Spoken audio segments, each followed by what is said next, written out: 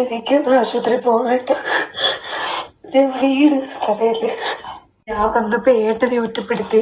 ഏട്ടന്റെ കാര്യങ്ങൾ നോക്കാൻ ഞാൻ ഉണ്ടല്ലോ എന്ന് പറഞ്ഞ് ഏട്ടനെ എല്ലാവരോട് ചേർന്ന് ഒറ്റപ്പെടുത്തി. എന്ത് പറഞ്ഞാലും കാരണം ഞാനുള്ളതുകൊണ്ട് ഞാൻ എന്നാ പിന്നെ എന്തിനാ അവര് പെണ്ണ് കെട്ടിച്ച് എനിക്ക് അറിഞ്ഞൂടാ.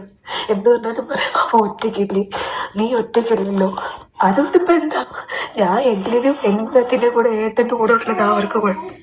ഏട്ടൻ എന്റെ വഴക്ക് പറയാത്തതോ ചീത്ത വിളിക്കുന്നതോ അടിക്കാത്തതോ അവരുടെ പ്രശ്നം.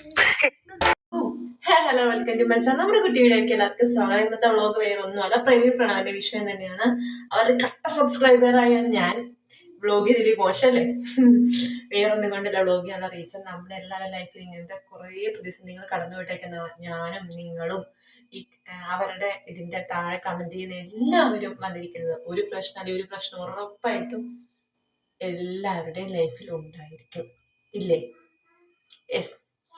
അപ്പോൾ ഫാമിലി ആകുമ്പോൾ അച്ഛൻ, അമ്മ, അനിയൻ, ചേട്ടൻ ഉണ്ട്. അവരുടെ ലൈഫിൽ ചെറിയ പ്രശ്നങ്ങളുണ്ടാവും. മൂത്ത മോൻ, ഇളയ മോൻ, അല്ലെങ്കിൽ അച്ഛന് ഒരാളോട് സ്നേഹം, അമ്മയ്ക്ക് വേറൊരാളോട് സ്നേഹം, ഇങ്ങനെയൊക്കെ ഉണ്ടാവും. അതിൻ്റെ ഇടയ്ക്ക് ഒരു വൈഫ് വന്ന് കയറുവാണ്. അത് സ്നേഹിച്ച് കല്യാണം കഴിച്ച് വന്ന് കയറി കഴിഞ്ഞ് ഇവരുടെ ഇടയ്ക്ക് കുറച്ച് പ്രശ്നങ്ങൾ വരുന്നു. അവർ തമ്മിലുള്ള പ്രശ്നങ്ങൾ വരുന്നു. ലവ് മാരേജ് ആണോ അറേഞ്ച് മാരേജ് ആണെങ്കിലും ഇഷ്ടംപോലെ പ്രശ്നങ്ങൾ ഉണ്ടാവുന്നുണ്ട്. ഇതെല്ലാം ഒത്തൊരുമയിൽ വന്ന് നാളെ അവർ സെറ്റാവും. അപ്പൊ ഈ കമന്റ് ഇടുന്നവരൊക്കെ ആരാവും? പൊട്ടന്മാര്. പിന്നെ കമന്റിൽ എല്ലാവർക്കും ഒരു ശീലമായിട്ടുണ്ട് ഇപ്പൊ കമന്റ് ഇടല്. Leave it. അവരുടെ പ്രശ്നം ശരിക്കും സംഭവിക്കാൻ തുടങ്ങിയതും നടന്നതും എല്ലാം ഞാനിവിടെ ഇടാം. പക്ഷെ ആ പുള്ളിക്കാരിക്ക് ഒരുപാട് അവരുടെ ഫാമിലിയിൽ നിന്ന് ചിന്തിക്കാനുള്ള, അവൾ സ്വന്തമായിട്ട് ചിന്തിക്കാനുള്ള ഒരുപാട് പ്രശ്നങ്ങളിലൂടെ പുള്ളിക്കാരി കടന്നു പോയിട്ടുണ്ട്. അത് നമുക്കൊരു സൈഡിൽ നിർത്താം. അത് വേറൊരു കുടുംബം, ഇത് വേറൊരു കുടുംബം. ഓക്കെ, നെക്സ്റ്റ് വന്നിരിക്കുന്നത് ഞാനിവിടെ ഓരോ കാര്യങ്ങൾ അവർ പറയുന്ന കാര്യങ്ങളെല്ലാം ആഡ് ചെയ്യാൻ ശ്രമിക്കാം കേട്ടോ. പിന്നെ എന്തൊക്കെയായിരുന്നു? പിന്നെ അമ്മ പറഞ്ഞത്, അമ്മ അച്ഛനും അവരുടെ ദേഷ്യത്തിന്റെ പുറത്ത് പറയുന്ന കാര്യങ്ങളാണ്. അത് എന്ത് പറയാനാ ഇവരുടെ കാര്യത്തില്. കുറച്ച് കണ്ടന്റും കാര്യങ്ങളും നിയമപ്രകാരം പോവുകയാണെങ്കിൽ മെറിനും രണ്ടുപേർക്കും ന്യായമുണ്ട്.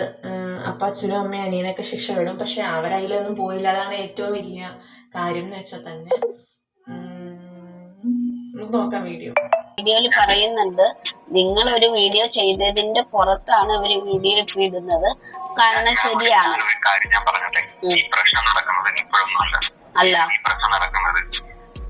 പരാതി കൊടുത്തത് എങ്ങനെയാണ്? കള്ളപ്പരാതി കൊടുത്ത് കാണാൻ സാധ്യത കാണുമെന്നാണ് ഞാൻ ഇപ്പൊ പറഞ്ഞത്. ഇപ്പൊ ഒരു വീഡിയോയിൽ വന്നിട്ട് ഞാൻ ഒരു ഗർഭിണി അടിച്ചു എന്ന് പറയും. സ്വമേധിയ കേസെടുത്തുള്ള സാധ്യത എന്റെ കയ്യിൽ പ്രൂഫ് ഒന്നുമില്ല. ആ ബ്ലോഗിൽ അനിയന്റെ ഭാഗത്ത് നിന്നുണ്ടായത് അതിന് ക്രിയേറ്റ് ചെയ്ത് വീഡിയോ എടുത്തു വെച്ചു. വന്നോണ്ടാണ് ഞാൻ വീഡിയോ പറയുന്നത്.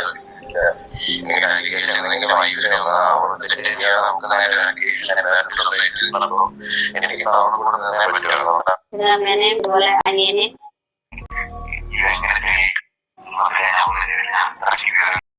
നമ്മുടെ സമൂഹത്തിലെ ഓരോ കാഴ്ചകളും ഓരോ അനുഭവങ്ങളോട് ചൂണ്ടിക്കാണിക്കാൻ നമുക്ക് ഓരോരുത്തർക്ക് വരാണ്ടിരിക്കട്ടെ എന്ന് നമുക്ക് പ്രാർത്ഥിക്കാം.